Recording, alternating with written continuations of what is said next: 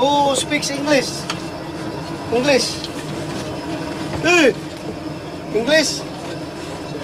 English. You talk to me properly, ha? I am talking to you, ha?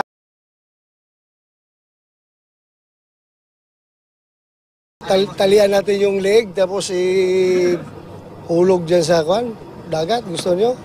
Ano ituturn over natin sa immigration. Pero, since meron akong mga ebidensya sa kanila, papailan natin ang kaso.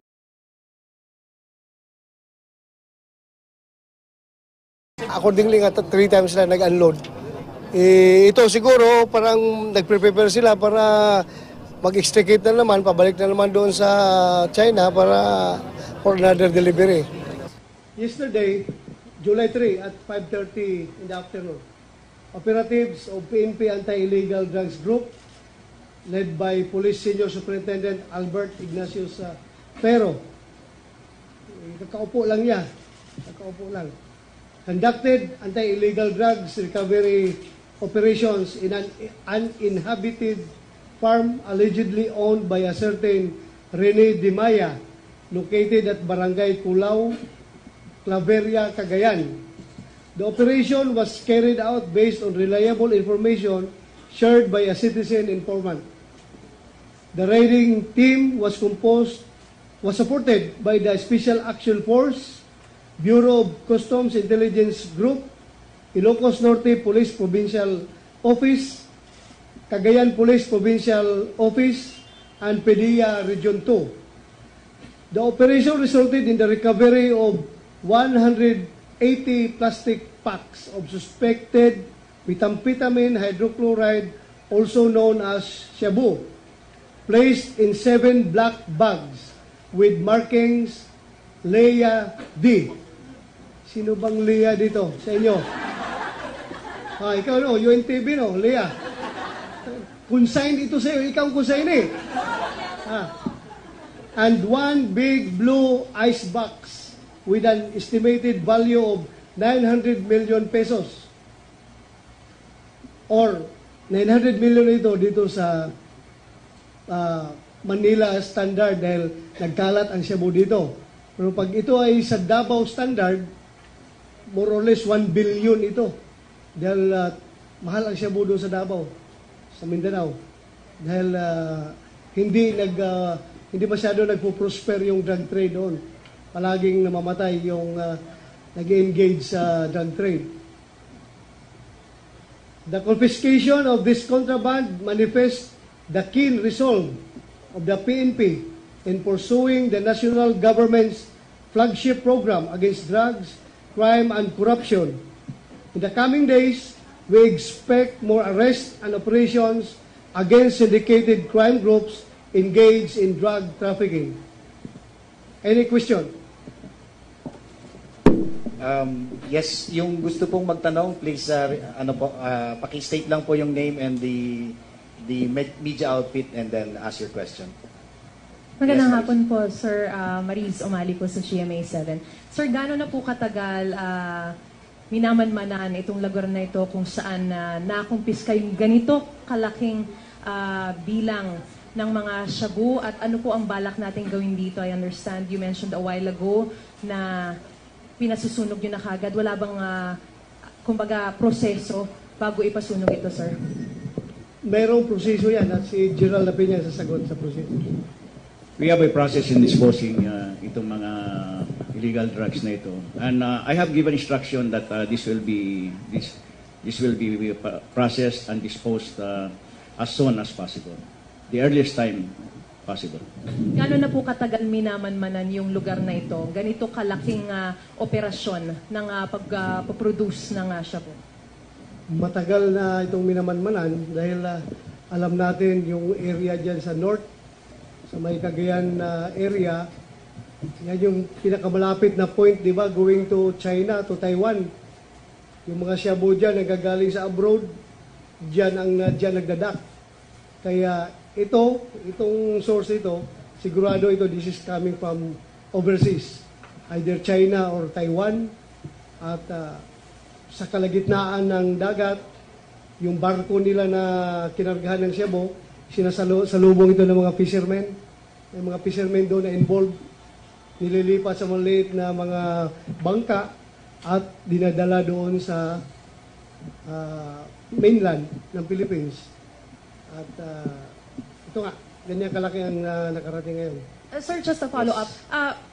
Dahil ba sa pagkakakumpiska ng ganito, masasabi natin na neutralize na yung lugar na yun kung saan dinadala yung ganito karaming mga shabu from overseas, or marami pang kailangan gawin para tuluyang masawata yung mismong operasyon na yon na nagaganap dun sa Cagayan?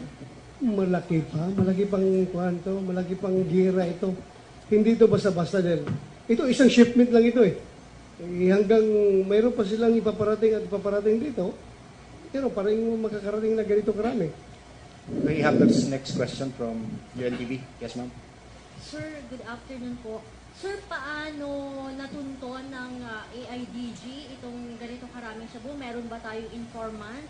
At connected po ba ito doon sa 30 kilos naman na nahuli noong isang buwan ba yun? Bago po kayo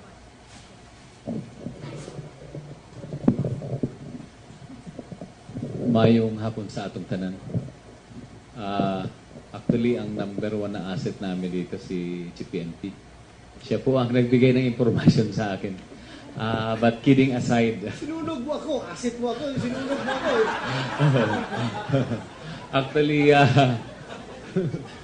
around 30 hours ago, nung ako po ay inutusan ng ating mahal na PNP, ay na-organize po natin yung team. Kasama po yung composite team from PIDEA, from Bureau of Customs, para ilunsad ang isang recovery efforts sa Cagayan.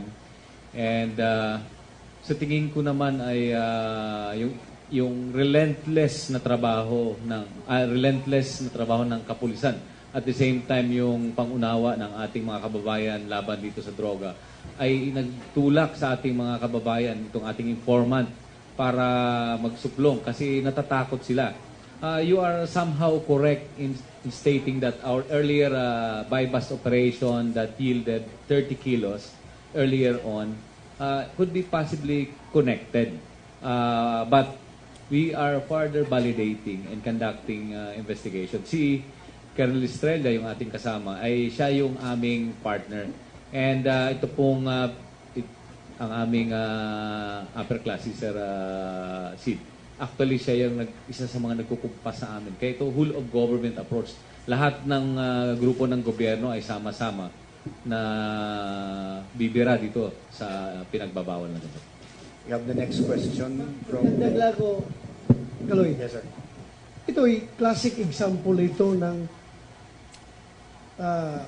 support ng citizenry. Ito'y taong bayan ang nagsuplong dito. Taong bayan ang nag-report na, sir, may alam ako na droga na tinago doon. Taong bayan. So napakaganda po ang resulta ngayon dahil ang taong bayan na ang tumulong sa atin. Thank you very much. Next question coming from CNN. Sir, good afternoon. George Kailas po of CNN Philippines. Sir, I understand wala po tayong huli sa operation. So may we know, sir, nasaan po itong si Rene Di Maya at saka yung Lea D? And what information can you give us about these two people? Thank you. Yung lady, pangalan po yun ng bag. Pangalan po ng bag, yung markings ng bag po yan. Pangalan. Markings yan. Pero sir, si Rene Di Maya, sir. Based on our initial investigation, we were able to find out that the owner of that particular lot is that person. And up to this time, the Provincial Police Office of Cagayan Valley is still conducting extensive investigation on the possible participation of that particular person.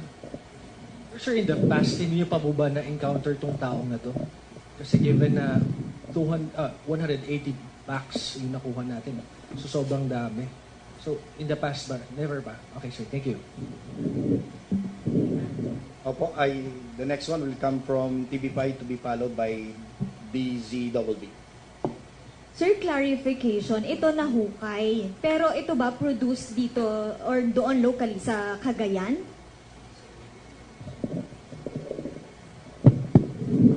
as I've said earlier on, we are still conducting a extensive investigation. But peer experience, nung kami ni Sir magkasama sa PAOK TF, I was one of the team leaders that raided a clan laboratory at Calayan Island in front of Fuga Island sometime in 1998. So we could not discount the possibility of having a possible clan lab. Pero hindi ko sinasabing meron. Pero yung nahuli namin nung sometime in 1998 was a Taiwanese owned clan laboratory, clandestine laboratory of methamphetamine hydrochloride. Okay, so possible yan. Sir, pero ano ba to? Tingin ba natin talagang binabaon nila doon? Ito na talaga yung modus nila? Or dahil medyo nahihirapan, may intensive campaign, kaya binaon doon and somehow nahihirapan silang i-transport? Actually, kaya ito binaon doon dahil natakot sila. Supposed to be ang movement nito from the sea, pag-approach sila sa lupa, on board sa fishing boat, di-deliver kaagad dito sa Binondo. Merong consignee dito sa Binondo. Nadalhan, inchik din. Papunta. Natakot ngayon, nanginginig. Tinago doon sa nilibing. Nilibing doon. So siguro, parang nagpapalamig lang, ganon. papalamig, ganon.